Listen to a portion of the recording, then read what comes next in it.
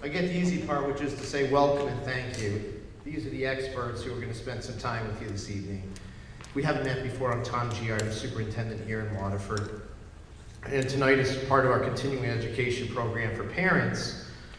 It's the second or third spring in a row that we've done something on social media per parent's request, and just because it's something we all deal with. My wife and I are parents with 13-year-olds, so I'm living what you're living as parents. So we have an esteemed panel here. We have 3 organizations across the town represented here tonight: school district, police department, youth service bureau. We all work on many things together, but particularly in this area of social media and online safety, this is one area where you're going to see tonight some great collaboration going on. Just going to call out some folks and introduce some presenters and then hand it right over to them. We have Laura McHugh, who's one of our district technology specialists. You want to raise your hand so folks know who you are. Hi, everybody. Lauren McKenna, another district technology specialist from the school district. Mark Gear, school district IT director. From the police department, we have high school SRO Norm Malborn. We have, I heard one clap anyway. Congrats, Norm. Middle school SRO Dan Lane.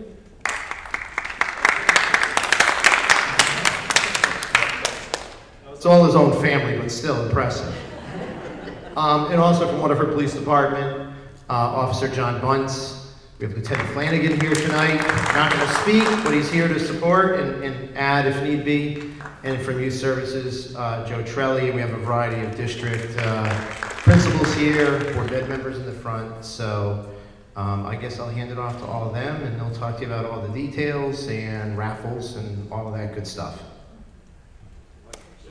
All right. Thank you.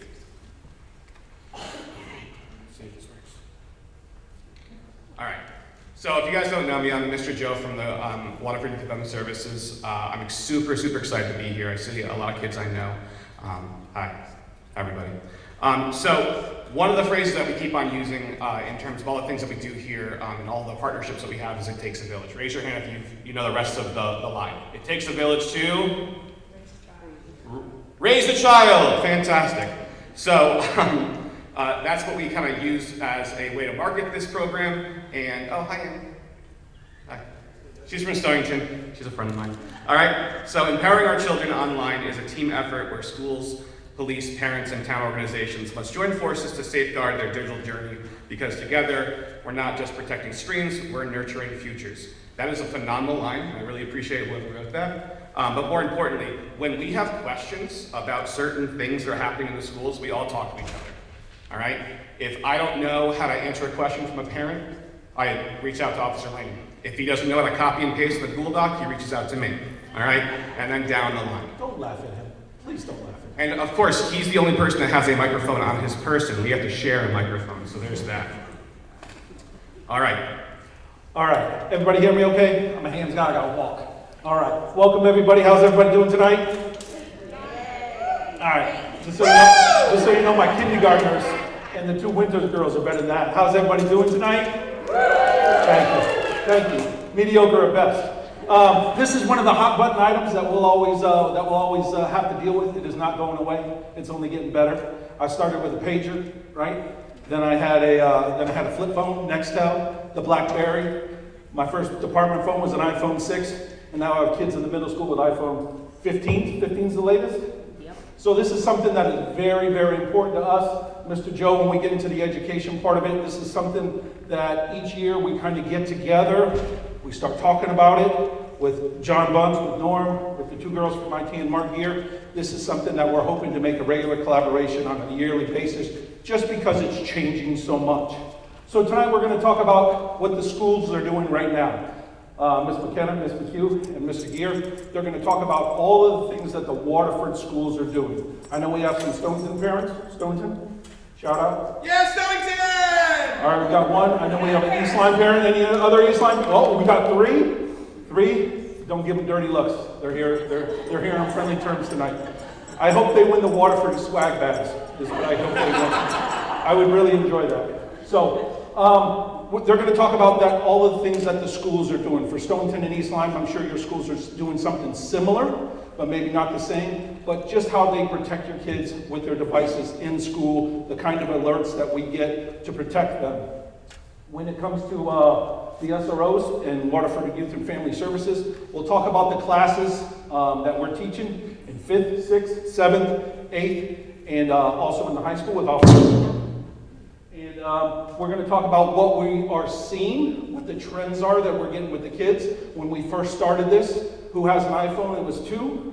Now when we say it, it's 2 that doesn't, right? So it's made a major shift. The gaming, when I started, it was Atari. Now you have AI where you walk in refrigerators. All right? So Officer Brunson's going to come up with the investigation part of it, so you guys understand the capabilities that the police department has when it comes to these social media investigations. I am not at that level. I always call Mr. Joe. I always call Officer Brunson if I need something to do with technology. And then where do we go from here? Miss Laura and Lauren and Officer Norm are going to talk about resources. Where do we go from here? How can we help each other? And then we'll do a Q&A. Be easy on us, all right? Just remember all these programs, they're not perfect. They're always going to be better. Every year we're going to change them. We're going to make them better. And then we're going to try to keep up with the times. So, without further ado, Miss McKenna, Miss McHugh, and Mr. Gear, well, let's do this real quick. Ooh, yeah. While I have it, all right? We're going to do 2 raffles. We got a bunch of the restaurants that gave us gift cards. So let's do this. If you can raise your hand, what is Mr. Joe's real name? Anybody? Go ahead in the back. Joseph. It's not Joseph. Marcia, you got it? Joe Torello. Nope. Nobody knows Stonington. You have to know. I can't, it's cheating. It is cheating. Good for you. Yay! All right. We got a $25 gift card to Mr. G's. All right. Last one and we'll get started. Of the panel up here, who did I graduate high school with? Anybody want to take a stab? Go ahead, Miss Lisa. It is not Officer Malborn. Tristan, do it. I don't know. Attaboy. These winter girls are hot up here. Go ahead. Mr. Gear? Or Officer Malborn? Not Officer Malborn. So come on, people, by a choice of elimination. Anybody else? Stay out of it, Valentino. Go ahead, Tristan, try again. One in the green. I don't know her name. There, come here, because I'm not walking all the way up there. You're young. Yeah, good job, Kristen. All right, so actually, you had 2 choices. I actually graduated with Mr. Gear and Miss McHugh from Waterford High School back in... It did have a 19 in front of it. Let's give a hand for his mustache, too.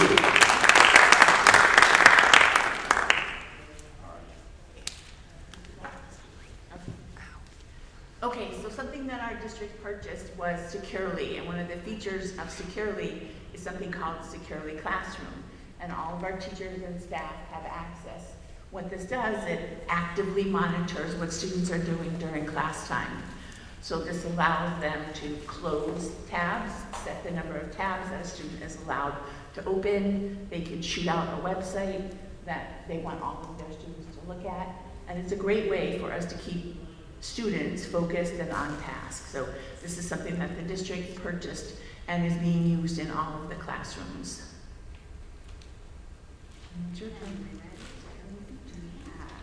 So in addition to Securely Classroom, where our teachers monitor our students in real time, we also use a web filtering tool called Securely Filter.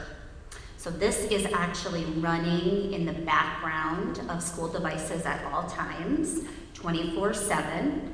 It uses AI technology to scan web searches for content that may be concerning. Anything from pornography to self-harm, violence. So any phrases, things like that that come up on web searches on school devices get flagged. And the AI tool determines if a staff member, administrators in the district, or possibly our IT director should be notified. They get the information about this so they can investigate any concerning web searches that are happening on our devices. So it's a great tool, but it really is only one of the tools that we have running in the background. We will go into the next one. That's after. Okay. I obviously didn't read the slides ahead of time. Okay, so iBoss works a lot like Securely, but it works a little different. So I don't know if a lot of you guys have been in the schools and you see there's this thing called WPS Guest. It's a Wi-Fi network. Any device can just attach to it, you can get out to the internet, you can do all kinds of stuff. But what this does is it blocks you from going to all the places that we don't want you to go, which is the same list that Laura said before. You know, the adult websites, self-harm, weapons, that kind of stuff. So we can control, even though it's not our own, Waterford Public Schools device, either a Chromebook or an iPad or laptop or whatever, even if you're on our network, we still have control over that. And this is something we do monitor. We can trace it back if we need to. Hopefully we don't have to. But it's a great tool. It's just one other tool in our arsenal that we have to protect the kids.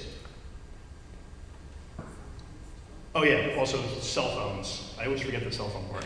So again, there's not a lot of students that don't have cell phones. So with the cell phones, the iBoss also works on that if they're attached to our Wi-Fi. If the students are using their own data plan, there's not much we can do there. Most of the carriers now do have some type of filtering. It's usually an add-on that you can get, and you can sort of help filter out on your son or daughter's phone and sort of limit down to what they have access to. Even some of them now have times where you can even say, hey, I want to turn this phone off at 10 o'clock at night. You can only call this number, and this number, and 911, basically. So there are parent controls out there that are available, even though it's sort of off your home network. It's just out there through the cellular companies.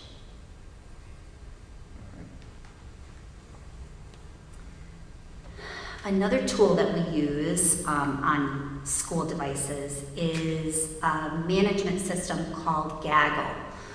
In Waterford, we are a Google Workspace for Education school system, so I am sure that you have seen on your children's devices, if they've brought those home for homework, that they go to places like their Google Drive, Google Docs, Google Slides, Gmail if you are at the middle school or high school, not at the elementary level. We don't allow the Gmail for them.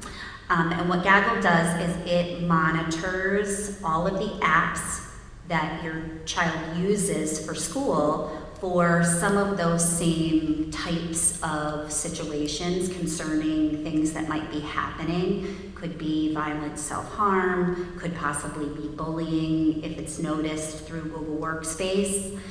This particular tool does use AI technology to monitor, but in addition, there are live trained specialists 24/7 that are monitoring that. And if anything gets flagged through Google Workspace, again, administrators, the police department, it might be director of IT gets notified so they can investigate and look into things further.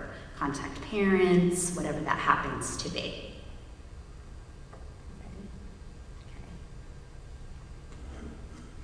We also have something that is connected to Google for Education, and that's called Speak Up for Safety. So this is something that integrates directly with our Google Suite for Education.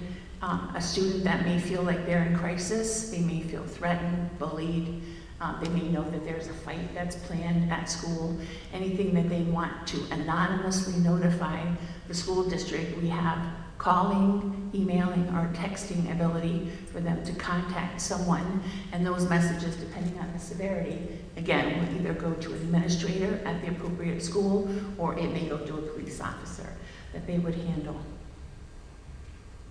Okay. Back to you. So what else do we do as a school system to help our children learn to be good digital citizens? We have developed a K-12 digital citizenship curriculum that is implemented through lessons in the classroom. I just linked actually to our one-to-one device program website in the district. So in addition to this information that I'll share with you in just a second, you can see on the left side that all information about our devices in Waterford schools is there. Anything from our device protection program to payment if your child loses a charger. We also have a parent FAQ page that answers lots of questions about our devices. In addition to that, we have our digital citizenship curriculum. So as I scroll here, we took most of our lessons from a very vetted program called Common Sense Education. It's also a great resource for parents to look up topics about technology, which we will share with you a little later in the presentation. But you can see here that we focus in K-12 on 6 core topics of digital citizenship. We also have divided by grade band the actual lessons that we teach. So you are able to go to whatever grade band your child is in. I'm going to just choose grades 3 through 5. And it will give you the curriculum overview and what the names of the lessons are and what gets focused on. So it will do anything from privacy and security online. It will talk about social media drama. So there are lots of different topics. You can see it's between 3 and 6 lessons for each grade level. So from K all the way up through 12, our students are learning about how to be good digital citizens.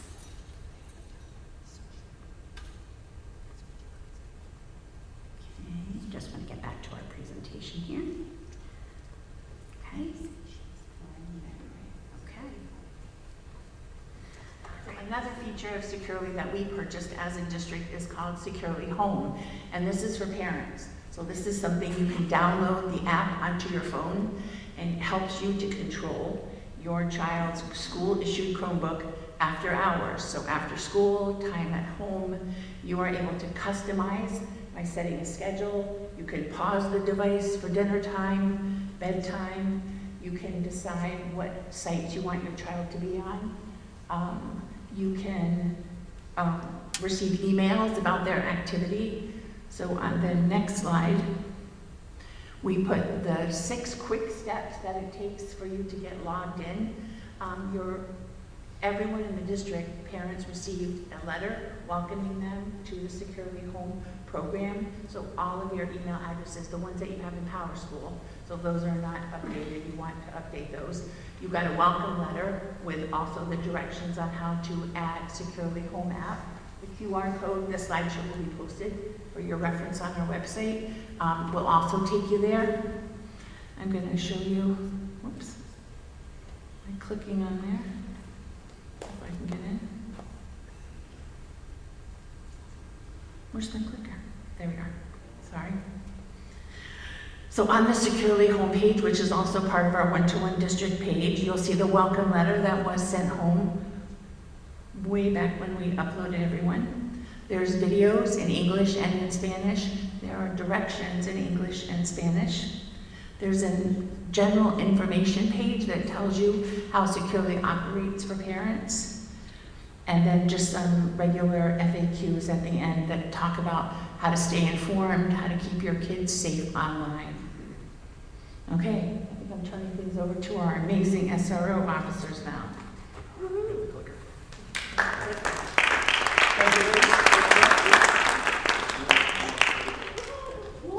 Exactly.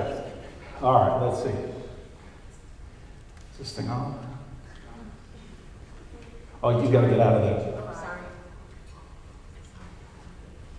We're so good with technology. Yeah, don't tell me. Okay, next page.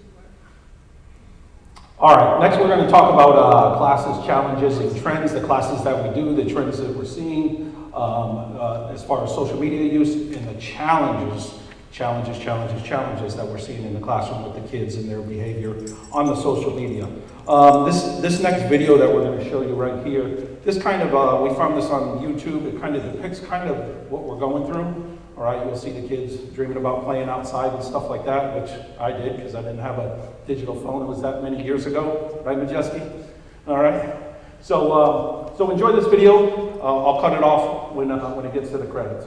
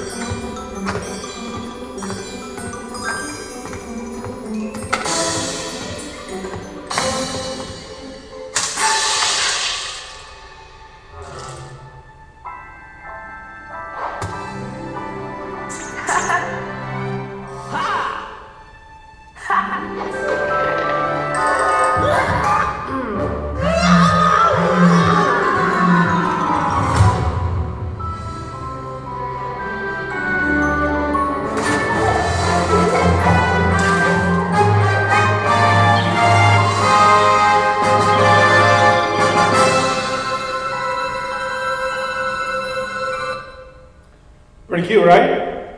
No? Yeah? No? All right. 50-year-old man sitting up here saying pretty cute. All right. So before we get into this, all right, for a dinner gift card, what movie is this from? Jerry Maguire. Give that girl a crown one. Yeah. So we put that in there when Officer Norman and I were talking. Is help me help you. This is a process. When Mr. Joe and I first started with Youth Promise, Challenge, Dare, whichever one you want to call it, we didn't have any kind of social media in there. So after the first year or two, we started talking. The first go round, horrible. It just had the basics in it. And over the years, we've kind of evolved based on what we're seeing with the kids, what we're talking with the kids. We like to have the conversations of what they're doing on social media. So the missing component would be the home, right? So help me help you. At the end of this, you'll see all of our contacts and stuff. And we truly mean it that help me help you. Contact us. What are the problems that you guys are seeing at home with the social media? How can we fix it? How can we educate? And how can we get the message across, the whole village mentality? Okay? So today, we're going to talk about the classes. The classes for us, with Mr. Joe and I and Norm, they start in 5th grade. They do the digital citizenship in the elementary schools all the way up to 4th. But we thought it was important when we get to the 5th grade that we start giving them a little bit more. They're about to go into middle school. They're about to get into that big melting pot where Quaker Hill, Great Neck, and Oswegatchie come together. So those 60 kids that they grew up for the last 6 years is about to become 180 kids from all over the town of Waterford. Officer Norm's going to talk about trends. Now we know that there are thousands and thousands and millions or whatever number you want to put up there of apps. But as far as the town of Waterford goes, what we're seeing mostly is the Instagram, the TikTok, the Snapchat, and Officer Norm will talk about the text now, okay, a little bit. And then the challenges of what we see, what we deal with as far as unlimited access by these kids, social media incidents with bullying, body shaming, sexting. If we were to do that when I was young, we actually had to be in front of person or before 9 o'clock because I couldn't use the phone after 9, right? And it was too hard to use. If you laugh, you're old, okay? And the outcomes, and then we'll switch it over to Mr. Joe, and we'll talk about the mental health concerns that we're also seeing with the kids by being on this technology so much and not being outside like we used to. So, what are the classes? Again, Mr. Joe, Officer Fredericks, and Hodges, and I teach Youth Promise. About the second year we were together, we've been doing this for 6 years now. We started doing the social media stuff in the 5th grade. Very low level. what we teach for them is basic safety, all right? About not giving out personal information, not saying inappropriate things to each other, reporting things if somebody tries to contact you, making sure that you know all the people that you're contacting with. And you'll be surprised that when we do these polls, and we do them in every grade, we ask them who has a phone. Almost everybody now. Who has passwords, right? Whose parents don't know the passwords? You notice my hand didn't go up? A lot of the kids are reporting that their parents don't know the passwords.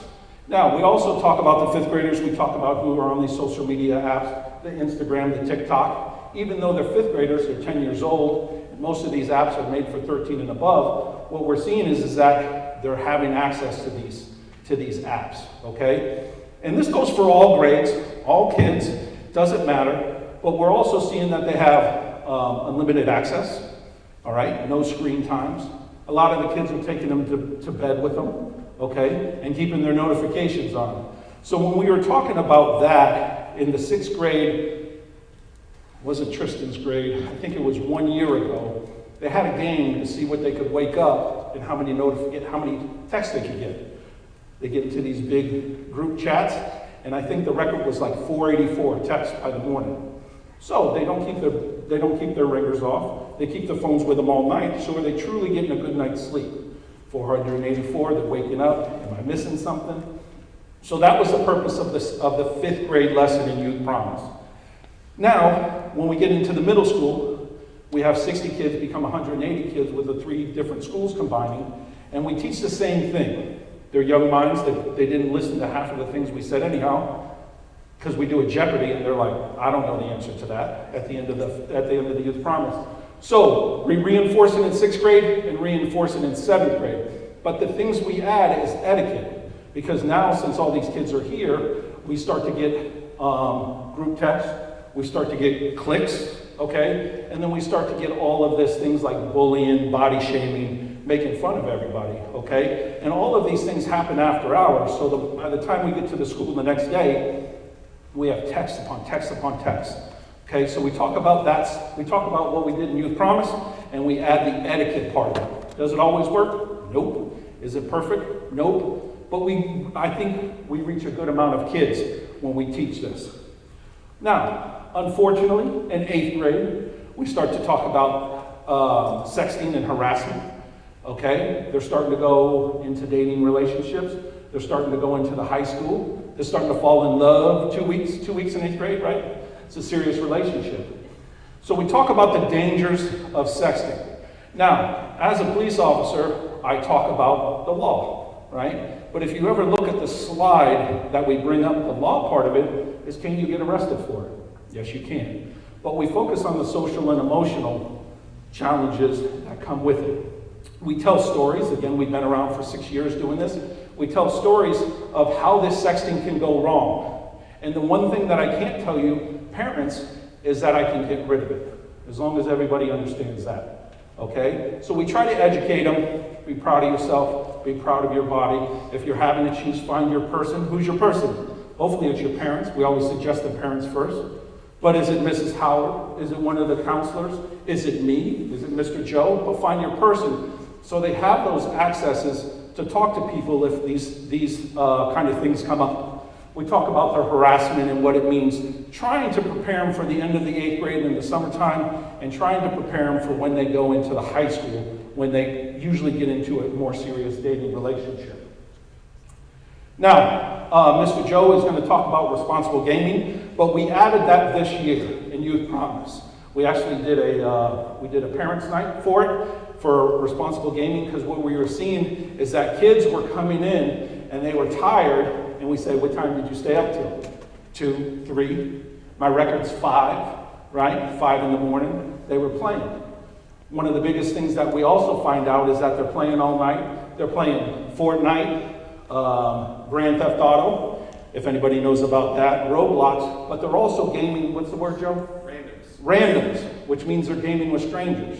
When we ask the kids, how many people can say with 100% certainty that you know who you're talking to in your social media and on your gaming, very, very few kids are raising their hands. 100%. We always use if you see them in the grocery store, will you be able to say hi to them? A lot of the kids aren't doing that because randoms are fun. They just want to join. The danger of that is, and Mr. Joe will talk about it a little bit more, is that you really don't know who it is, okay? We did a little experiment, and I learned this from my SR school. It sounds weird, but I can type in Google 14-year-old boy and press images. How many pictures come up of 14-year-old boys? Thousands, millions, right? So if anybody knows what catfishing is, I can create a false persona of who I am, and I can play like that. And Mr. Joe's going to talk about that a little bit more. I'll turn it over to Officer Norm. He's going to talk about social media and sportsmanship, which is something he started up at the high school. Yeah, social media and sportsmanship, we see that a lot, especially in the professional baseball, football, basketball, hockey now. And the main thing, the incredible speed that information travels over social media magnifies the damage that an athlete's lapse in judgment can cause. So we talk about that with a lot of the kids as far as loss of scholarships. Things are popping up 7, 8 years later. I try to teach to these kids that just because it's your private account, once you hit send, click it, it's there. It's there. People are going to find it. So we talk about how, you know, not everybody's going to go off to college and play sports, but you have colleges now in their handbooks that talk about their social media etiquette. So if you violate any of that, whether you're playing a sport or not, you could lose your chance to go to a certain college or get kicked out for that. Space bar, this one. So Instagram, Snapchat, TikTok, YouTube. Anybody know what's the most popular one amongst teens? Snapchat. No. TikTok. No. Instagram. No. YouTube. You know how old YouTube is? Take a wild guess. 13 years old. Anybody else? 17. 17 years old. That YouTube's been around for 17 years and it's still the number one. Says it right there, 90%, right? 90%. Minimum age requirements, 13. Down below I put a little footnote. You know why it's 13? Because you have to put in your information. And what does it say? Minimum age requirements stems from a 1998 legislation which banned the collection of children's personal data without parents' consent. So that's where we get the age 13 from. But you all know with Instagram, it's likes, right? They're searching for those likes. We saw the video, the phone had the kid turn around and gives them a little thumbs up, right? Everybody wants likes. We saw commercials, people putting commercials where the kid was like, I got 100 likes. And they think that's the greatest thing. Snapchat, I don't know if you know about Snapchat and the location. Anybody know about the location on Snapchat? Any parents here? Raise your hand if you don't know about location on Snapchat. All right? Check your kids' phones, talk to them. They can put on location. Anybody can see where they are at any given time. When I'm traveling to a sporting event with one of my sons or so, and we're meeting other kids in a certain location, I'd ask them, you know, does so-and-so have their location? How far behind are they? Where are they in relationship to us? And we're going to be there early, and they can look, and there they are, you know, 10 minutes behind us. So anybody that's stalking the internet could get on a Snapchat, and most of your kids probably don't even know, you know, they might know maybe 80% of everybody that's on their Snapchat. You know, and that other 20% could be stalking their Snapchat account. TikToks, we all know about TikTok. I mean, my wife's addicted to TikTok. Did you see this one? Yes, I saw that one. Did you see this one? Yes, I saw that one. So, you know, but it is addicting. And when the kids start it, you know, at an elementary school, it's just one of those things they're missing out on a lot of other things going on. And that's the main thing, right? Danny and I talk about FOMO, fear of missing out. Instagram, addictive scrolling, Snapchat, mature content, TikTok, people will post stuff about bullying. So at the high school, I want to see what this goes to first. There it is, right there. All right, general phone, is this me? General phone addictions, right? Fear of missing out. Kids are always scrolling just to make sure they know what everything's going on around them with their friends, old friend groups. I see in the high school, their groups change in weeks. And then they stop stalking their old friends through TikTok. We have TikTokers in the school. You'll see them dancing in the hallways once in a while with their phone up on the windowsill, creating a TikTok trends that they follow. Public versus private accounts, sharing too much, assuming private means safe. I just talked about that. It's necessarily not. Personal information, here's the location, family, personal issues. You see it a lot years ago. People weren't really aware of it, but like when you post that you're on vacation, and and anybody can see it, and there's people out there can see it and know that you're not home right now. Like, it's a safety thing, right? They have burglaries. People out there, criminals will do that. Unknown followers, we talked about that. Inappropriate pictures, Officer Lane addressed that. I'll come into school in the morning and I'll have emails from parents and stuff, and there'd be an inappropriate picture that was posted from their daughter or son. That the photo was actually taken a year or two ago, and then it resurfaces. It definitely causes some emotional damage to a lot of these kids when there's an embarrassing photo that ends up going around 2 years later. And believe it or not, that photo sometimes is sent by that child to somebody else. And once you send it, it's out there, and that person ends up sharing it a couple years later. Ages-wise, we talk about dangers of going on social media too early. Not having clear-cut phone rules in the house is a big thing. So we talk about it. Help us help you, and it takes a village, and we'll do what we can and work with you.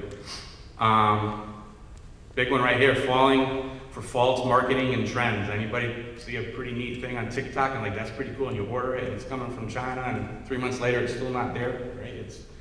It's out there. Bullying is what I see a lot of. These kids don't confront each other as much.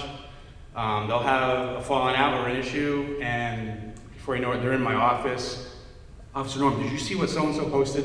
Can you believe they posted that?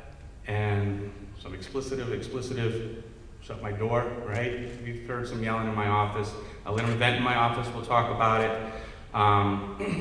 Within the high school, we see the sportsmanship with town-to-town rivalry. Officer Lane and I had to reach out to other towns, and other towns reached out to us. We've seen some distasteful things posted by our students and other students. Nothing criminal, but distasteful, right? And that could build. And as it builds and it turns into this big snowball that we have to try to put the little fire out, if we don't do it on time, then anger, right? These kids get really mad. Spreading rumors is an issue. We see it in the high school. For me, I'm dealing with ex-boyfriends and girlfriends, and people and other students that don't agree with another student dating a certain person. And then they'll share that. They'll take a picture of them walking in the hallway and share it. Don't know why they feel like that, but they do. I'll get emails about body shaming. We see it a lot. So we have to be cautious with that. It really causes a lot of emotional damage to these students. A lot of times in my office, I'm trying to teach them how to be mature and try to rise above it, right? Officer Lane, we're not going out and arresting everybody that posts on social media, whether it's a lie or not, but there is, they can post, pretty much anybody can post what they want, freedom of speech. But we try to teach them, if you're going to do it, is it right? Is it tasteful? Is it meaningful? Is it polite? Stuff like that. Can you go back to that other one, Norm? Absolutely. So in the middle school, as far as the fear of missing out, the likes and followers and stuff like that, what I get a lot in my office is with the fear of missing out, the kids, we already know that within seconds or minutes, any kind of post can go out. It can be shared. One person shares it with two shares it with three shares it with four. Before you know, it's around the whole school. Everybody wants to be involved. That's the easiest way. If you look right after class, they're all doing this because they all want to see what came up between classes, what's happening, what's going on in school. As far as the likes and followers and the notifications and stuff like that, I've had kids come into my office and cry. Officer Lane, I posted a TikTok. Nobody's liking it. Officer Lane, I posted a TikTok, and all they're doing is saying hurtful things to me. All right? Without these educations, without these kind of controls, are we setting them up for success? Everybody wants to be the next Mr. Beast, right? Anybody know who Mr. Beast is? I only do because I got a kid, right? Not because I'm cool. But they all want to be the next biggest thing. But the reality is that kids are more apt to say something negative, and they're setting themselves up for some kind of depression, some kind of negative connotation when they come into school because they're getting these negative things. Again, like Officer Norm says, kids are just stating opinions, and not all of them want to say nice things. And that's the unfortunate part of it. all right? They share too much. They share too much. And again, with the public and private accounts, they're opening themselves up. A lot of these kids want to have public accounts because guess what they want? They want followers. They want people to follow them. Hey, Officer Lane, how many followers you got? I got 100, 500. How many you know? 30, right? Because on my Instagram for the police department, it's a public account. I'm always getting followers and stuff like that. I don't know who they are. Okay? So they're also opening themselves up for people seeing their personal lives, the things that they post, and they have no idea who they are or where they're from. I'll go to the next one. So, what can you guys do to help us? Kind of know your network. I am not an expert on the phones. That's why I asked Officer Bunce and Joe Trelli here. If you don't know your network, ask your provider. We had a parent that just came up, grabbed their kid's phone, they went to the provider, they put all sorts of parental controls, they had it back to them within an hour. Okay? All of them kind of do something different. You can monitor all of your parental controls, but go to your provider. I go on YouTube. YouTube answers everything in my life, right? Okay? So do you know their passwords on all the accounts? When Mr. Joe and I were doing the polls in the classes, a lot of the kids' parents said their parents don't know their accounts. We even had a few that said, if my parent ever finds out my password, I'll just change it. And we're like, oh, immediately like tattletales calling that parent, all right? Because we want to protect that kid, all right? Do you know what they're following, contacting? When I have my two kids, both in high school now, I tell them, I'm not following you, I'm not stalking you or anything to get you in trouble, but it's my responsibility to make sure that you're doing the right thing. I feel that same responsibility to all of your children, okay, to make sure that they're doing the right thing, not because I don't want them to have fun and follow things and laugh and giggle, because I got to keep them safe. With the social media, once they get into that realm of not being safe, it's tough for us to backtrack. And that's when I have to have people like Officer Bunce come in and help me out, or help Norm and I out. The private public accounts, we always suggest private. If you want to get somebody to follow you, know them, know who they are. The biggest thing I would say for the parents that are here, and please pass it along to your friends, is open the conversation. Whenever we talk about social media, we love it that some of the kids think that Mr. Joe or I or Officer Norm are their people, but we always open the conversation with, talk to your parents about it. They're going to be the first line of defense and understand what you're doing after hours and try to protect you. What type of content are they following? Some of these things can be private. They can hide it. Again, I'm not that smart.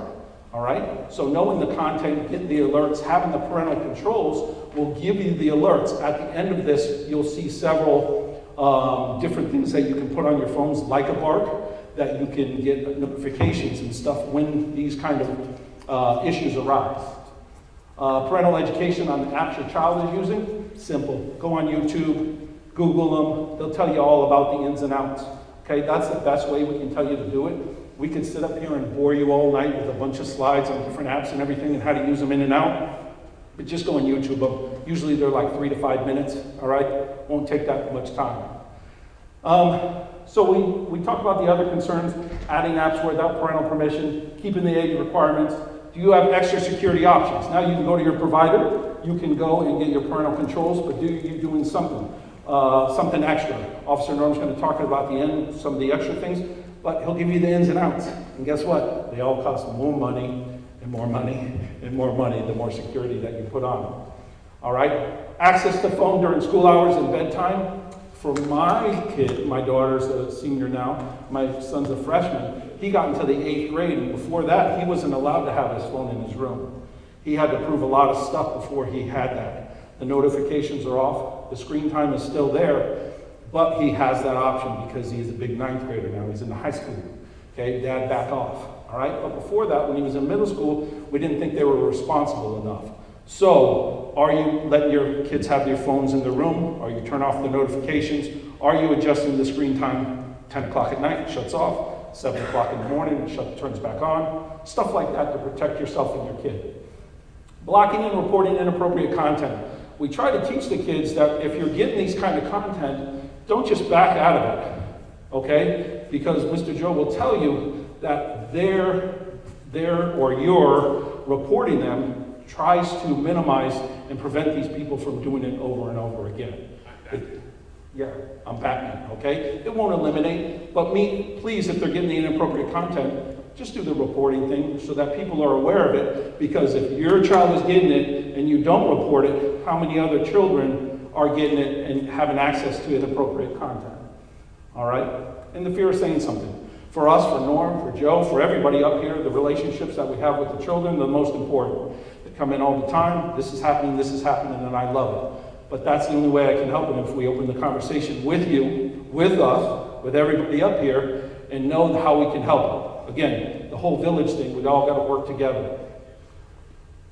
So, we're going to turn it over to Mr. Joe now, and he's going to talk about healthy gaming and the mental health aspect. Thank you. All right, thank you. You guys hear me? Wow, that is very sensitive. Someone tell me what they want to be when they grow up. An old, not a younger person. I'm talking about a slightly older person. Kathleen, what do you want to be when you grow up? What do you want to be when you grow up? When you were a kid? When you were younger? She wanted to be a hairdresser. Anybody else? A teacher, fantastic. Yes, back there? Teacher. What's that? A teacher. A teacher, fantastic. Yes, Andy? Psychiatrist. Psychologist. These are all wonderful, awesome aspirations. Race car driver, fantastic. I want to be an astronaut and also in a punk band. And I did one of those things. And it wasn't an astronaut. But when I ask kids this question, I say, what do you want to be? I want to be an influencer. I want to have 1 million followers on social media. I want to be like Mr. Beast. I want to have a monetized YouTube or TikTok channel. That requires millions of subscribers, and these kids are 11 or 12, all right? When that becomes the aspiration, that's great to have those dreams, but I, as an adult in their life that cares about them, I have to crush their little beautiful dreams that that's probably not gonna happen. That what we see on YouTube and TikTok is not reality. That Mr. Beast video, Mr. Auberge, I don't mean to break your heart, they're fake, they're not real. And so the likelihood that you are going to be the next influencer, the next YouTube star is very, very slim. All right? I want our kids to dream, but I want it to be realistic. And most of the reason why I break their hearts is because to be that person, all right? And if there's young people, young families in here, you probably have heard of Ryan's World. Ryan's World's the toy reviews. That kid's 17 now, and he despises his parents.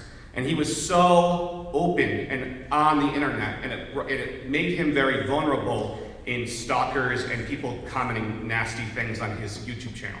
So my first point is saying is keep your kids grounded, that the things that they see on YouTube, on TikTok, is not necessarily reality. So this year we added online gaming and social media, all right? So online gaming is social media. It's just a different flavor of social media. And it's really, really important that we address these issues because we're seeing conflicts arise in 5th grade and in middle school and the high school that actually start online in a gaming environment, and then they bubble up in real life. So it's really important that we talk about that. Oh, I can just use the space bar. Cool. So this is our overview for healthy gaming habits. We talk about online gaming in social connections and how it can be beneficial if we're safe about it. We talk about how video games, especially the content of those video games, is super duper important, that there is a rating system for a reason. What's appropriate for a 5th grader may not be what's appropriate for a 12th grader may not be appropriate for a 5th grader. We also talk about the warning signs. We explain what the phrase red flag means. And when we talk about red flags at the 5th grade level, it's like that kind of weird feeling that we get when, ooh, that doesn't seem right. Well, that's your instincts, like kind of kicking in. And we want the kids to understand that if they're getting anxious playing video games, if they're getting nervous talking to a random person online, that's your red flag. That's your instincts telling you that, hey, that's your clue that you need to stop doing that. We also kind of talk about the reward systems of the brain. We're all familiar with dopamine, right? I love dopamine, it's great. I love that it's a great neurotransmitter that motivates me to learn. But when we're in an unhealthy relationship with a video game, we can get little doses of dopamine that creates an unhealthy relationship. It creates a dependency. And I'm gonna use the term that I use with the 5th graders is addiction. Video game addiction is real. Social media addiction is real. And it's very, very, very easy to kids to kind of fall down a slippery slope when it comes to social media and online gaming because it's instant gratification. Instant, I got a bunch of likes. Oh, a bunch of people saw that clip of me on Fortnite. It's instant gratification, and they can become dependent on that source of gratification rather than finding something like going outside or hanging out with friends in real life. We do talk about good sportsmanship. We've had issues that have happened on Fortnite and on Roblox that bubble up in the schools. So we talk about that if in a Fortnite lobby, if the things I've heard in a Fortnite lobby, if they were said on a softball field in Waterford, it would be a national conversation. All right, so it's extremely important that if you don't know how to minimize your kids talking to random people on the internet, please reach out to us. All right, it's a couple settings, especially in Fortnite and Roblox, to protect them. But by default, they have open mic channels, meaning that if your kids are playing online, they can talk to anybody, and that is not good. And then obviously we talk about establishing healthy gaming habits. And we're going to talk about this in the sense that what we have for social media completely applies for video games and vice versa. So, these are our mental health concerns. Everybody pays taxes in here? Fantastic. We have free counseling and therapy at Waterford Youth and Family Services that your tax money goes to. It's really great. And East Lyme does, and so does Stonington, all right? Not in Waterford, but their respective departments. But I'm coming here talking about what I see in terms of the mental health intakes that we get and how closely social media ties into all that stuff. So, like I said on the slide, the influence of social media on young people's mental health and development is a pressing concern, especially if they're neurodivergent. We're talking about people with, they're on the autism spectrum, have ADHD or some other learning concerns, learning disabilities. Those kids are more vulnerable than any other population in terms of demographics. So it's extremely important that we talk about them. And then also talk about, we as parents, what we can do and what educators can do, law enforcement, to curb those.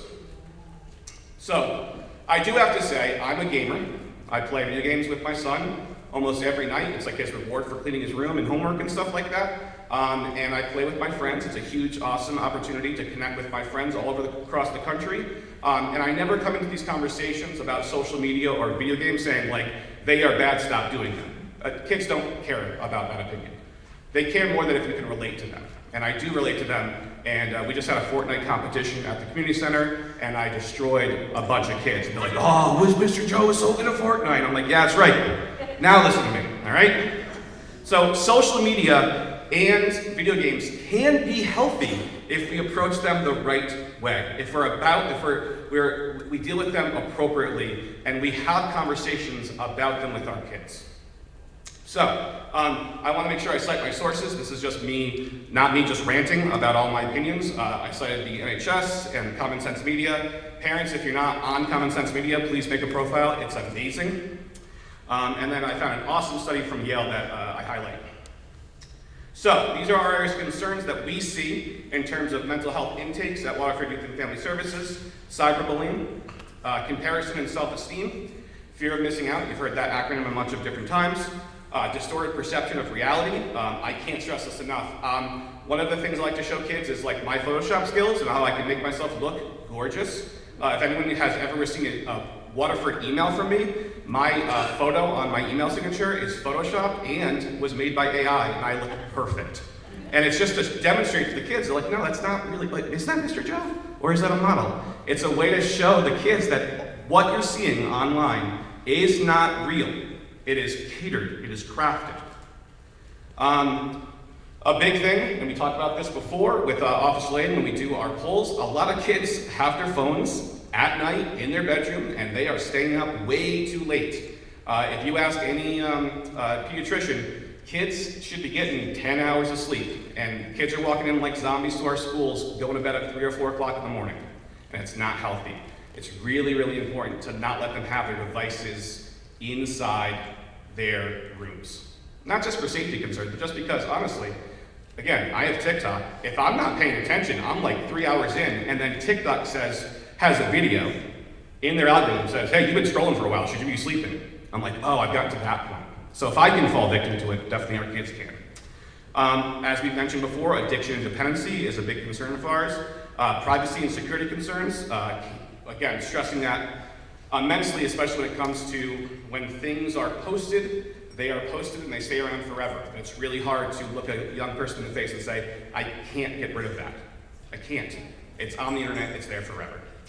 And then social isolation. So let's talk about what we can do as parents. And again, we're gonna post this later, so if I'm going too fast because I'm worried about time, don't worry, we're gonna post this stuff, and you should follow all of our different accounts because we talk about this on social media, the irony of it. We talk about safety on social media on social media. So cyberbullying, encouraging open communication and reassure your children that they can talk to you about their experiencing cyberbullying. Young people and adults, let's be honest, if we've ever seen the day comment section, they're very brave on the internet, all right? Back in my day, it was like, I'll see you at the flagpole at 3 o'clock. That's not happening. They are talking smack on the internet. And we have to be able to, one, talk about that openly with the kids, and then also say, I don't want you to talk smack at all, but like when you do it behind a computer screen, it's cowardice. And that's the word that we use with the kids. It's very cowardly to hide behind a computer screen and talk smack about your peers. We also talk about how to block and how to report. And then we also want to encourage, and again, sometimes parents want to hear this, it's our job to help our kids make friends. Seriously, full stop. It's our job to cultivate the right people around our kids. That's our job, all right?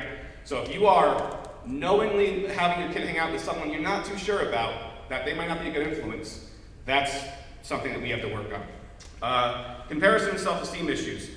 We have to, as parents, foster positive self-image by praising their unique qualities and accomplishments. Not every kid is going to be the star athlete. Not every kid is going to be the best at the drama production. We have to find what your kids are into and then highlight those things and encourage them to pursue those things. All right? My son is really into learning Chinese calligraphy right now. We're not Chinese, but I'm going to totally yeah, go for it, man. Let's buy books about it. So that's something we have to do. And then also, it's something that we practice in our household, not telling you how to parent, but we have off days. What's really important, and I probably mentioned it later on in the slide, is that we have to model good behavior for our kids in terms of phone use. If I'm like this all the time and then I say, hey, Ezra, go read a book, it's hard for him to listen to me if I'm not modeling that behavior. If we want our kids to go outside, we have to go outside with them, all right? If we want them to go touch grass, we go out in the yard and we help them touch grass, all right? Also use that phrase because the kids think it's very funny. Touch grass means that you are on the internet too much, all right? So if you feel like, if you want to relate to your kids, say something, and Mr. Oberge, please correct me, say, hey bro, you're being super Ohio right now, you should go touch grass. Was that good, Mr. Oberge? Yep. Thank you, sir. Fear of missing out. Again, social media is not real. Even the local people that we see, all right? I follow some of the local people, all right? That's their cultivated life, all right? That's not the truth. So remind your children that what they see on social media often represents only the very cool parts of their life. No one's doing like, check it out, I did my taxes. All right, oh cool, totally had an awesome colonoscopy. That's not happening. It's only the nice parts of your life that we're talking about. And we have to explain that to kids, that your life, not every day is going to be awesome like Mr. Beast's life, all right? Encourage them to embrace the present moment, live in the now, tell them to put their phones down. I know it's tough, I totally get it. Plan activities where it's not like, hey, we're going to go do this hike and you can't take pictures, but do a hike that is so hard they run out of breath and they can't take pictures. Remind them that no online experience, no matter how exciting, can match the richness of real life hanging out with friends. I keep on joking around with the kids. Dude, have you been outside? The graphics are amazing. All right, everything's three-dimensional outside. Again, thank you, Mr. Oberge, for laughing. We really want to encourage the kids that real life is better than anything you do online. Anything. Social isolation. Social isolation. Teach them the social skills and how to initiate conversations. I'm not calling anybody out, but there's too many kids that I have to interview for jobs at Camp Dash that don't know how to make eye contact, don't know how to shake hands, don't know the proper etiquette, and a lot of it has to do with we have this all day instead of like, hey, how are you? All right? Practice modeling the behavior of small talk, Next time you're like waiting for something at the doctor's office, show your kids how to initiate, oh hey, how about them Red Sox, all right? Oh, nice weather we're having. We have to model that behavior and then show the kids. Have them practice, especially when you're around, all right? Like, oh hey, Caden, go have, that guy's wearing a Yukon hat, why don't you go talk to him, all right? That is gonna get their gears working and get them off the idea of all the conversations I have to have are on the internet. And again, model this behavior in your day-to-day life, online and offline. Again, I'm not gonna mention any names, but there are some really brave Waterford people that are very strong-willed on the forums, which is great, all right? We have to model that behavior. We have to model behavior that's proper online, okay? You can't be super, super tough online and kind of mean to people in your local Waterford forum and then have and expect our kids to model better behavior. Sleep disturbance, please establish when phones should go off. Addiction dependency, this is something I definitely want to highlight. Set clear boundaries about screen times. I always remind my son, it's not that I'm trying to punish you, it's that I'm trying to keep you healthy. Learn by example by demonstrating healthy digital habits. And if it's age appropriate, I'm not talking about probably 3rd grade down would not be age appropriate, but 4th grade up, you can talk about neurotransmitters and dopamine and how we get addicted to things. That the people that design the slot machines at the casinos are also designing apps in your phone, and they're all there to get you to stay on that app. And that's the whole reason why we have to be so conscious of it. We kind of touched on this before, but privacy and security concerns. We have to remind our kids that we have a real life and we have a digital life. And like 20 years ago, my digital life and my real life were totally separate, all right? Playing Halo 2 online, okay? Calling people noobs. No one has a recording of that from 2002, but now they're one and the same. And we talked about this, Norm talked about this before, and we talked about it at Youth Promise in multiple different years, is that things say on the internet, all right? How many times have we seen headlines of scholarships being rescinded because someone said some awful, hateful thing online, and someone screenshotted it, and they ruined their life, and to a certain extent we could debate if that's warranted or not, but things that we post on the internet do not go away. And then distorted perceptions of reality. Have that hard conversation that the things that they see on the internet, especially when it comes to airbrushed models and bigger eyes and all the filters, that isn't real, that is not real life. And promote a healthy balance between online and offline activities to foster a more realistic perspective. All right, so last slide, I promise. Ask for help. We've never done this before as a society. It's not like we can ask our grandparents, like, oh, well, what'd you do about Instagram? They had no idea. So we are all new to this. I'm a nerd when it comes to this stuff, but there are things I'm discovering every single day about Instagram and Snapchat and Xbox Live and all of these things. Please don't hesitate to ask for help. And if someone asks you for help, don't shame them for it. No one knows what we're doing. We're just trying our best for our kids. Professional guidance.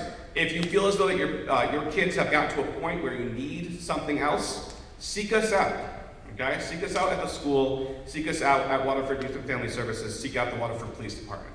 Also, therapy. Therapy's great, all right? Start the conversation. No parent here wants to be in a situation where we're like, I really wish I talked about that sooner. No one does.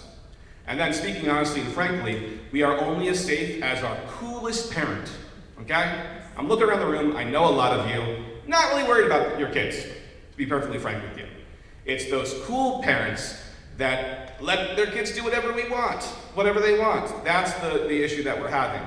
And we have to be able to have that conversation openly and kind of figure out workarounds. Like, oh yeah, you can hang out with them. I don't know if you want to go to their house, all right? We have to have those honest conversations, all right? We're only as safe as our coolest parent. And then, I don't want to end on a sour note, but there is that what if scenario. What if your child sends an inappropriate picture? What if they're being cyberbullied? What if they make they make a joke online that ends up ruining their reputation? All right. What if their activities on social media become criminal, or they are victims of a crime? And that's my segue to you guys think I'm a nerd, all right? To Officer John Bunce from the Waterford Police Department, and he's going to go over the forensics and the criminal aspect of what we're talking about today. So give him a round of applause.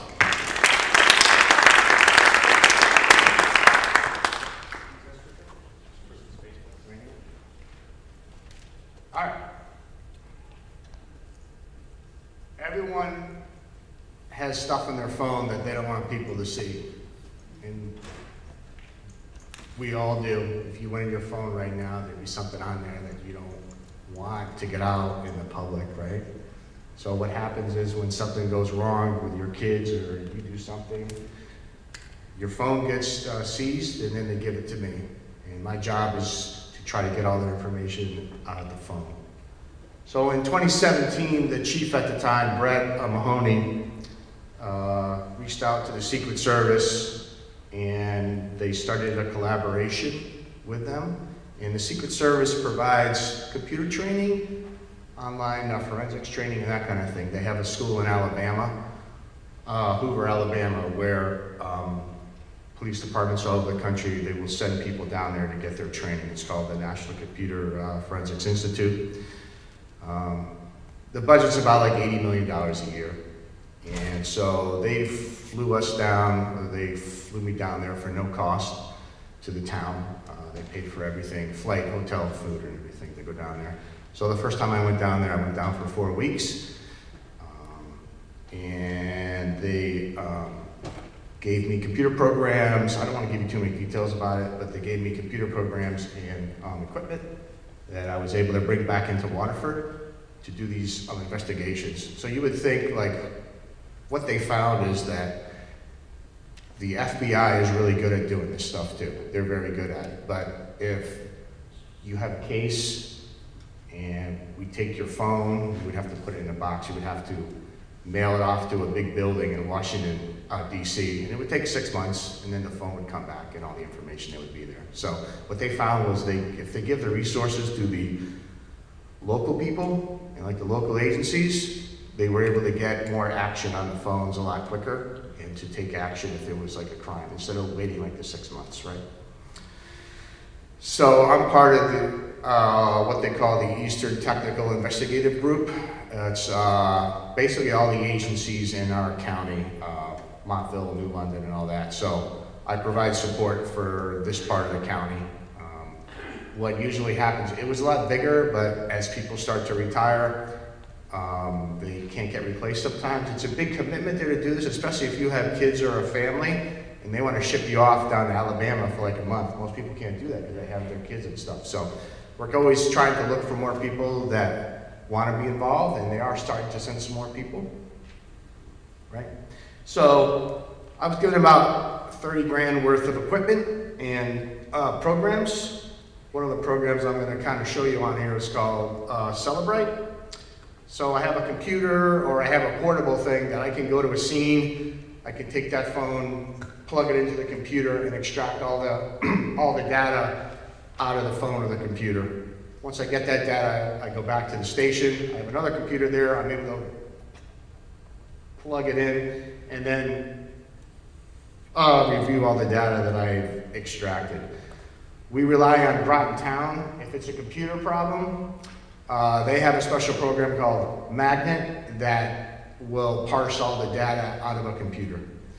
A couple years ago, we did I don't know if you remember, there was a big thing up at the NFA in Norwich. There was some problems with a coach up there doing some things with some underage kids. So they did a search warrant at the school. We took computers and that kind of thing, phones there from the staff, and then able to extract all the data out of it. Berla Ivy, who has like a brand new car with a computer system in the car. You know, you get in your car, you connect your phone up to your car, right? Your car is extracting all that data out of your phone. I have a computer program there for that where I'm able to plug into the car, pull all the data out to see where you are, what kind of text messages. Who's got a Ford car with a computer? Anybody? Ford car? So you know when you put your car into reverse and then it brings up that screen so you're able to back up, it stores that picture on the computer in there. Every time you open a door or you close a door, the car is keeping that information on there. Geotime is, you know, when you're driving around cell tower to cell tower, that data is stored there with your provider. So I have a program, we can do a search warrant to the cell phone provider, and I basically get an Excel spreadsheet back, and I put that Excel spreadsheet into a program, and it makes it a human readable example of everywhere that you've been, every phone call that you've made, the time that you spoke. I think I have a slide up here for that. JTAG, I'm not really doing that anymore. Let's say a phone breaks.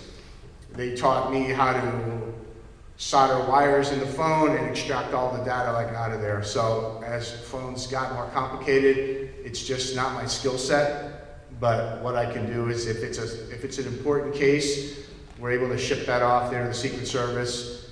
They can take care of the extraction there for you. So let's say your child's involved with something or you're involved with something, victim, suspect, or a witness, Officer Lane, he comes to me and he goes, John, I got a phone on consent or I got a phone on a search warrant.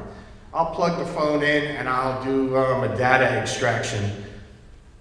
Anything in the red up there, anything in red is a deleted file that I was able to recover. So, you know, you delete things off your phone, right? It's not truly gonna be gone ever. They just changed the file name in the beginning that just allows the phone to overwrite that file. So if we are able to recover the phone fast enough before it's overwritten, I'm able to recover the file. What you'll see on there too, you'll see the passwords, emails, all the text messages on there. So who owns the phone? I can tell what they were connected up to. If you get in your car, I can tell that you were connected up to your car. So it just kind of, it tracks your whole entire life on your phone. You have to be aware of that. This is Burla Ivy. So this was interesting here. At the school, we went down there and the Secret Service rented a Ford Mustang. And we brought the Ford Mustang back to the school and we took it apart. So we take the car apart, we get the computer out of there, and then we do the data extraction on the car. And if you can kind of see up the top, I know it's kind of small, devices. See that number 50? 50 people had connected their phone up to that car. And now I have all their text messages, I have their contacts, I have everything that they ever had on their phone. Normal people aren't going to do this, but just something to be aware of, that when you're connecting up to these things, you're giving your data away. So on the screen there, you see the green dots. Anywhere that there's a green dot, there's an event that occurred. I opened the door, I accelerated, I braked really hard, right?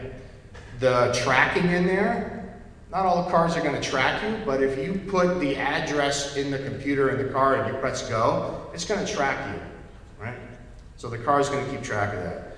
Basically what I do down here at the bottom on the left is, you know, the Supreme Court and other court cases have said, in the past, I was able to get like everything. I could say, I want everything on that phone. Well, they stopped doing that. Now I can only do, because it's a violation of the Fourth Amendment, I can only do a time frame. So I can go from this date to this date and this time, and I can't see anything else on there. And that's to protect your rights. But the timeline feature is what I basically kind of go to when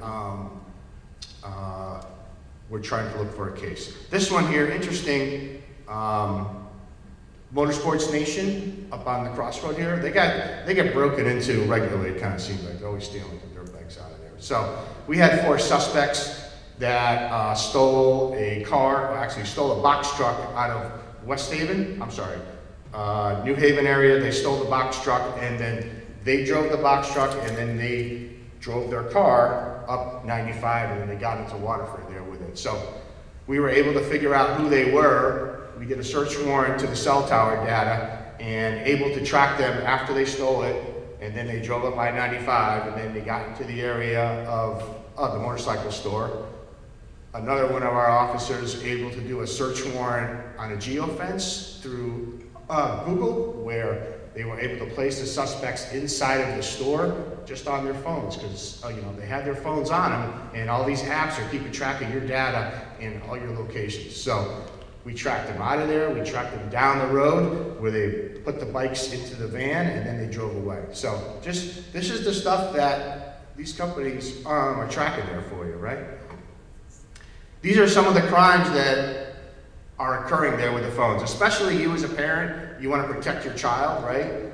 But if you know something's on your child's phone or is on your phone, and you think that the cops are going to come and they're going to get your phone and you delete that data or you try to delete it, you could be arrested there for that. So just be aware when you delete data off the phone that you think is going to be used in a crime or like has been used in a crime, you could get into trouble for it. Enticing a minor over the phone, that's a separate charge too.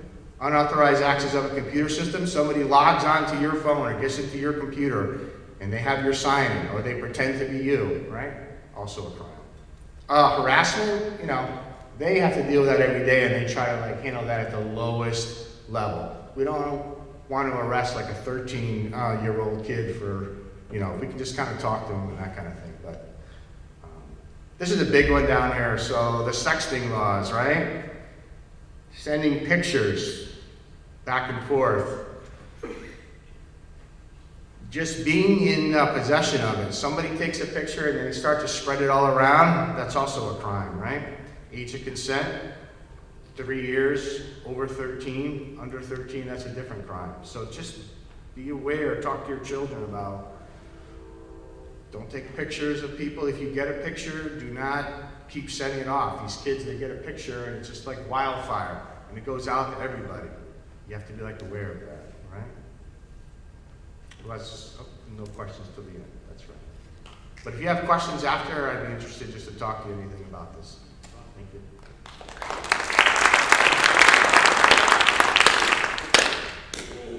I think I'm gonna pull a Tom Brady and smash my phone now, right? Anybody know that joke? No? Kurt? No? Just kidding. You can, everybody can look through my phone. All right. Anybody have, I use one, it's not up here, but how many people have Life 360 on their phone? Anybody have a teenage driver? Anybody teenage driver? No? But you have Life 360 for everybody else, locations for the wife and kids, right? My son went up to Montreal a couple weeks ago with his fraternity, took my wife's car. I didn't know my wife's car turns into a Formula One car when he goes over 80. She sends me a text with a picture, flames coming out of the exhaust, so we're able to track that. I told my wife she should address it because I'll handle it a little differently. And we just put new tires on our car the day before he left. So, but Life 360 keeps track of the location as long as you have your phone on and have your location on your phone, right? But when we come down to what your kids are doing on social media and the apps, we pay. I think it might be $10 a month for Life 360, and that's an app we pay for. I think it's $10 well worth it. But now you look at Bark, Aurora, M-Spy, which is iPhone only, Custodio, and Norton Family. All of these will have special features, almost identical, different layouts and stuff. But you could block sites, you could see what your child's doing, what sites they're going to, what apps are on their phone. So this is stuff that you would have to kind of research yourself. It's out there. And these are just a few of them that we put out there. So My Spy right here, you can see on the side, on the left, they have a whole menu, and this one is installed apps. So if you have M-Spy on an iPhone for your children, and on your phone, you can see what apps they have. Keylogger, big one. It logs in all the keys that when they hit a keystroke, it logs it in. It shows under Chrome, right, the app Chrome, it says a bookstore near me, someone searched, a gallery, they show pictures. WhatsApp, there it is, should we meet up tomorrow before classes? You know, there was another one, there was something, nice pic, Snapchat, nice pic. You know, hey little Timmy, what's nice pic? Can I see that pic? Right? You never know. But these are things that My Spy and Keylogger, you guys can see through these apps. I looked at some of the features. You could go from $14.99 a month up to like $60 a month, and it will change the features. What is this you? This is you. Anyways, that's my part.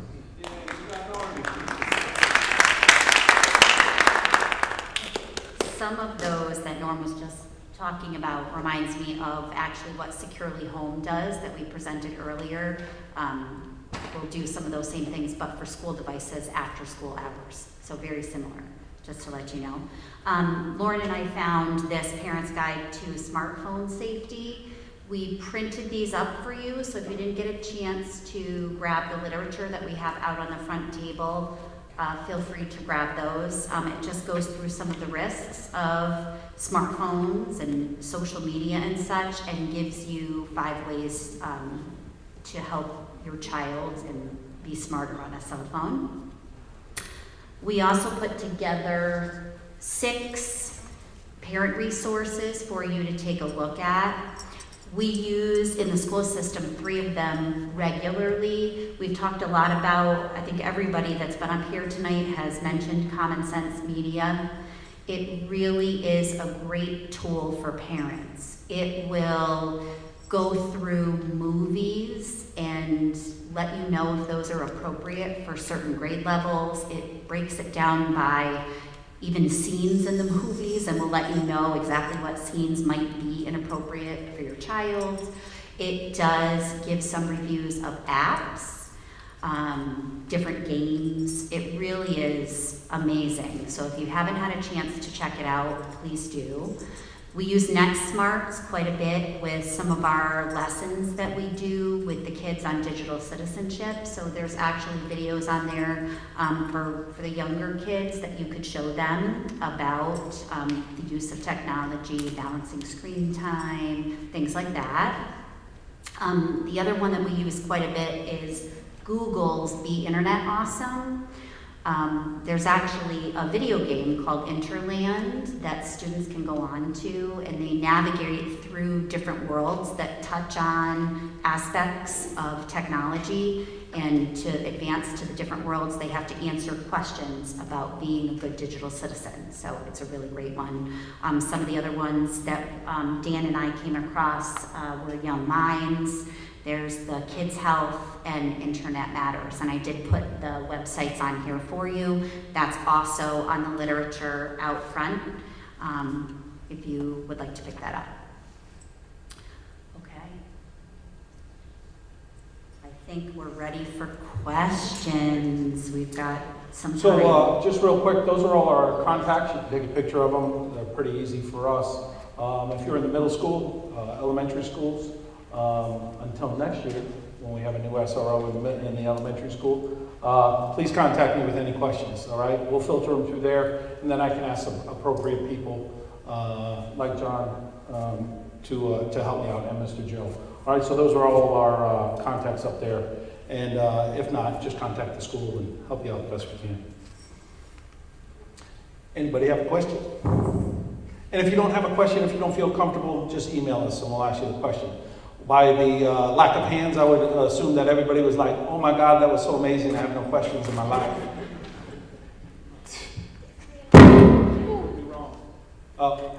You're from East Lyme, so you'll have to wait. I heard Waterford too. No. Awesome presentation, thank you. Any discussion on having phone-free schools in Waterford? So that, if you look at the news, they've tried it a couple times. I think it was a school down in Texas. It was a high school. Mr. Samuelson, Mrs. Moore, do you know about this? They actually protested. All the kids protested because they did the phone-free school. So they talk about it. You know, we always do the off and away during the day. We try to enforce it in the schools, but you know, the parents' help would also be huge, huge, huge if we could just make that a thing. All right. Some of them are so addicted. I had a girl actually say, "Can I just keep it in my pocket? I like the way it feels there." All right, because she just had to, and you could see when she walked, she would do this. It was more like a tick now, you know. And you'll see them. The phone's off, but they have to have it in their hands, you know. So it is a thing. We do the off and away during the day. I gotta say that in the middle school, the elementary schools, 99% of the kids are doing what they're supposed to do. All right? We agree with that. Most of the majority of the kids are doing absolutely doing what they're supposed to do. So if we can get that other part, if we can get the other piece of the pie, everybody helping everybody, then I think we'll do all right here in Waterford. Miss Elisa? Thank you all for this information. It's really helpful and a little anxiety-provoking. So my question is about deep fakes. I've heard a lot, I've been reading a lot about it in the news, and I want you all to tell me it's not a real thing, where kids send fake images of each other. Yeah, there was that school teacher, I think it was like a, just got in trouble? Yeah, yeah. They were able to figure out that wasn't fake, but just kind of think about the reputation of the guy. And I totally get it. For all my skill that I do with this, I don't have any, like, I don't do AI, I don't do any of that, I try to. It is do real. that, yeah, but it's definitely out there and real. Yeah. It's definitely real, out but it's there. hard to be, it actually just happened to Taylor Swift, and it ended up in a lawsuit. It's hard to do it where you're not tracked about how you did it. So a lot of these services that you can manipulate pictures, you have to sign up, and you have to put an email, and they actually found out who did it with the Taylor Swift stuff through the credentials that they made the account with. Yeah, so that would be something too, like they probably went in, they got his computer, and they get an extraction, or they get a search warrant to the company, find out where they signed in, what's the IP address. So they're able to track it down, but still, like, the damage is already done, really, think about it. And the other problem with Yeah. that is it's a very lengthy process for us Yeah. to just to find out a name or an IP address of where it's coming from. So, if, you know, we do like a search warrant to Google or to Apple or something. In the past, we would have to print it out, put it in an envelope and mail it, you know. And now there's an online portal that everybody uses to submit their search warrants and that kind of thing. You know, the one thing that I didn't bring up, if I could just go, could I just add something on here? So, missing children, you know, if your kid's a runaway and he's got an iPhone and that kind of thing. I can say Apple is very quick to assist us with things. I have an email address that I'll use. Let's say you call up, I can't find my kid, he's doing something, he might try to hurt himself, you know, or something like that. I can fire off an email, I'll get an email back from Apple within 15 minutes, there's a form that I'm gonna fill out, I'm gonna resubmit that form, and on that form I can say, I want all the iMessages for the last hour, I want their location data. So these companies do have criteria that they provide to us without a search warrant. The search warrant takes a long time to do sometimes.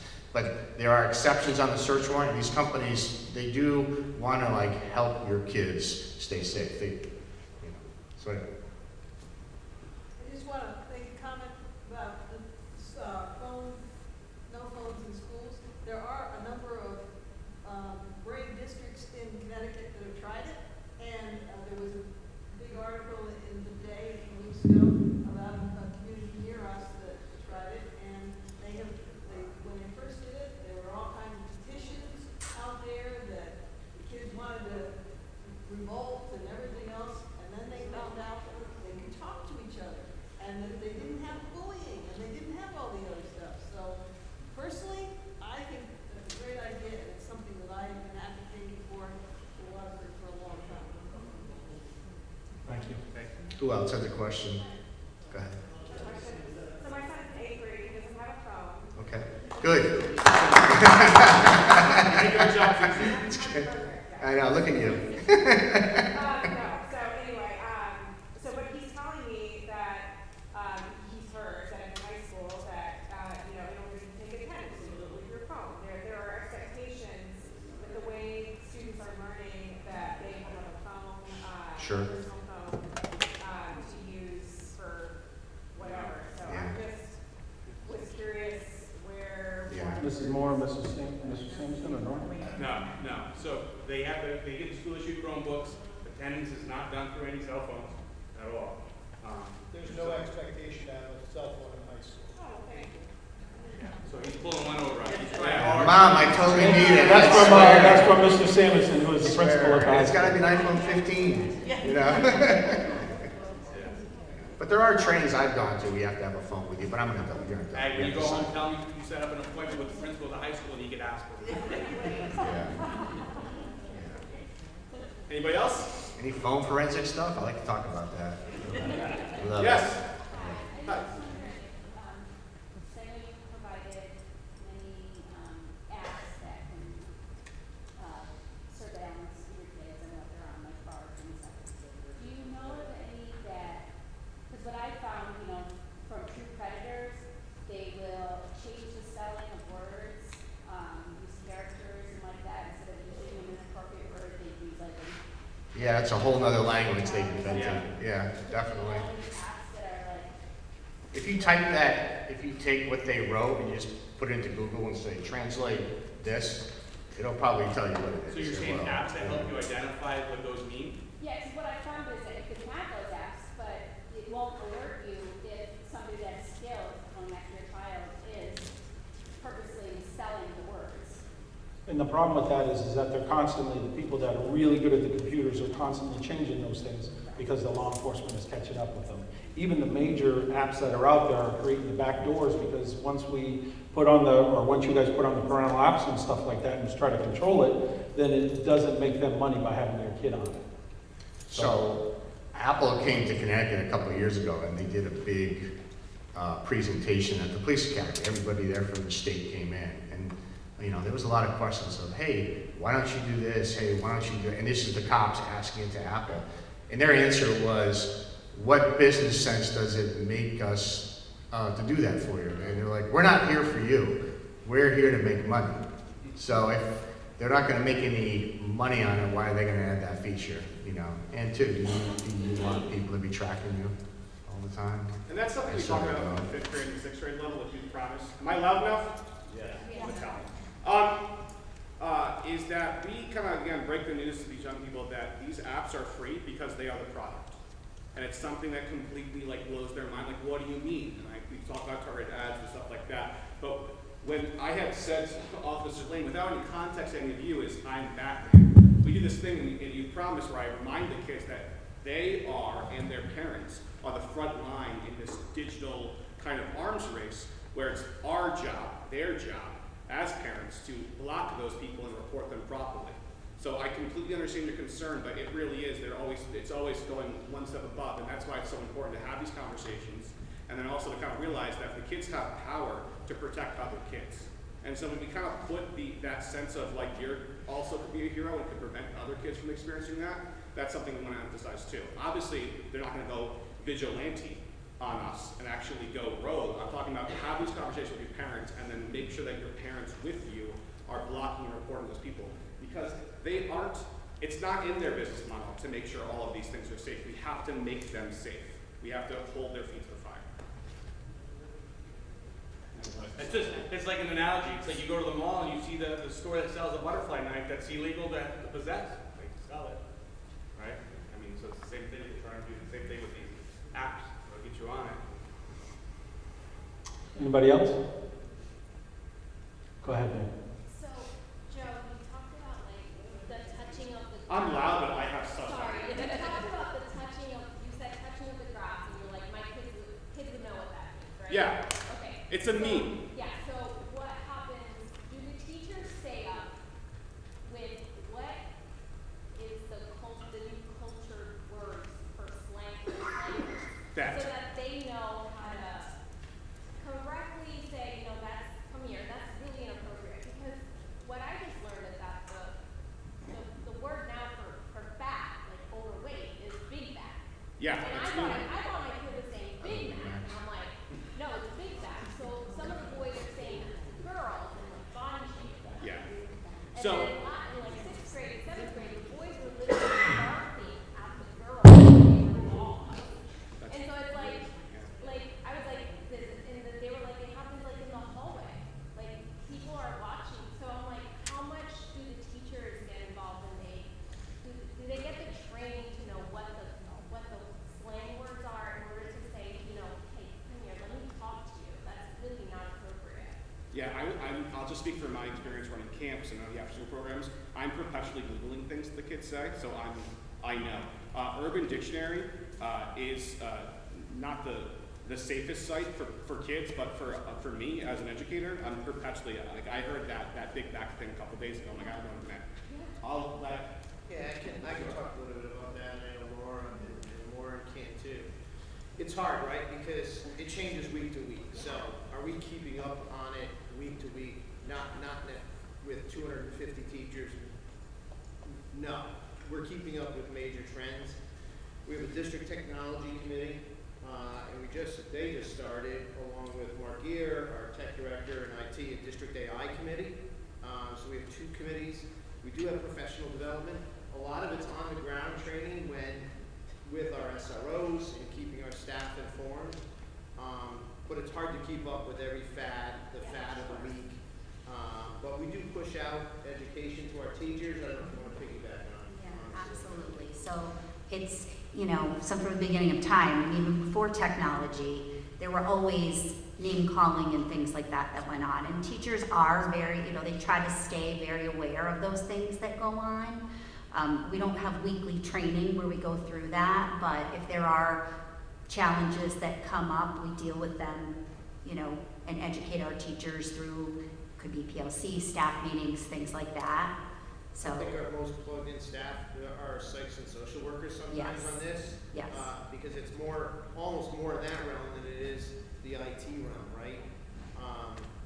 Those people, psychs and social workers and mental health professionals, much more plugged into the latest trends. They're on listservs and they get, those sort of things. And the one great thing about students is they're always willing to help you out. And if a student walks by and says something, you can tell by the children's reaction, that wasn't a positive comment, that was just made. And your students, 99% of them will say, that means this and that. And they'll let you know that it's something that we need to address because it was inappropriate. So they're great teachers to help us with this new language that we all have to learn to keep our kids safe.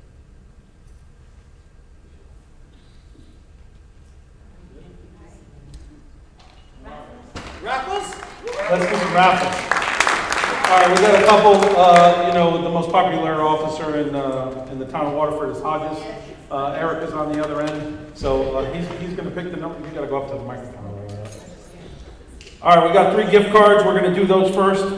I vote that we give the Waterford parents, the Eastline parents, the Waterford swag bags. And, all right. I feel like Vanna White. all right, the first one is we'll go Philomena's for $50. Oh! 3610371.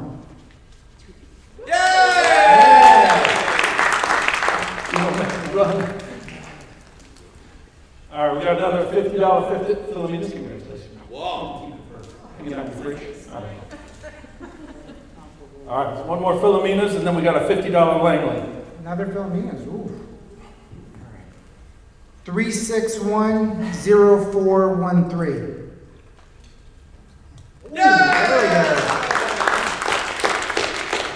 I'm going to let you choose. You want Langley's, you want Philomena's? All right. All right, 150 for Langley. All right. Next one, 3610398. Thank you for meeting me halfway. All right, Mr. Joe, you want to do yours? Sure. Or do you want to do the Waterford bags? You do the Waterford bags. All right, we'll do the Waterford bags. All right. So, Sporties and Waterford High School donated some swag, some Waterford swag, some hats, some T-shirts and stuff. Plus, they include a season pass. You guys get to choose the fall or winter sports, and you'll just have to see Officer Norm to get them turned in. And this is only for Waterford I see residents? Tristan and Kaden like, yeah. Those admissions add up if you don't have two. If you don't have Soccer, to. football, and basketball. 3610365. He already has Waterford swag. He is only Waterford swag. Which one? I'll let you choose. All right.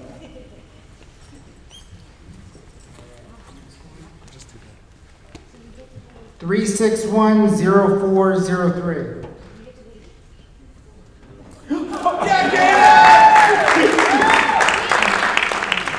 The 2 boys that are Mr. Waterford won the prizes. But you can just, I'll bring it to people. But the first one is for a summer 2024 beach pass, the one for beach. Yeah, that's a good response. 3610370.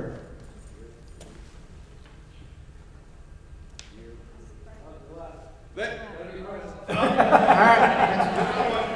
right. 3610408.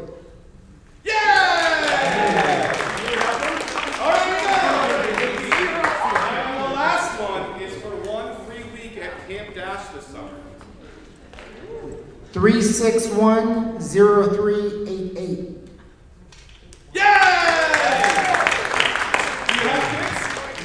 Zane, my man.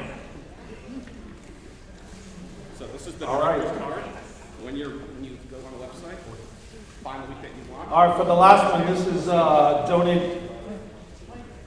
Oh, Oh, you already have one? Oh, that's right. This is part of our wellness. all right. You guys got 2 cars? Yeah, you have 2 cars. Yeah, I think we have a good business. All right, let's do it again. Go ahead. The beach pass again. 3610405. Is it really? Just take the pass, woman. Take the pass. We're telling you, you need to go to the beach. Yeah. Christ. Okay. There you go. Space there. All right. This last one. For you. This last one is donated by the IT department. This is a your own book. Man, sensitive. All right. All right, 3610397.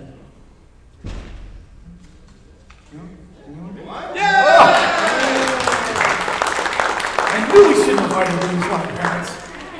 Congratulations. All right. If you guys have any more questions, please email us. If you guys have a question now, please ask. We thank you guys very much for coming. This was a great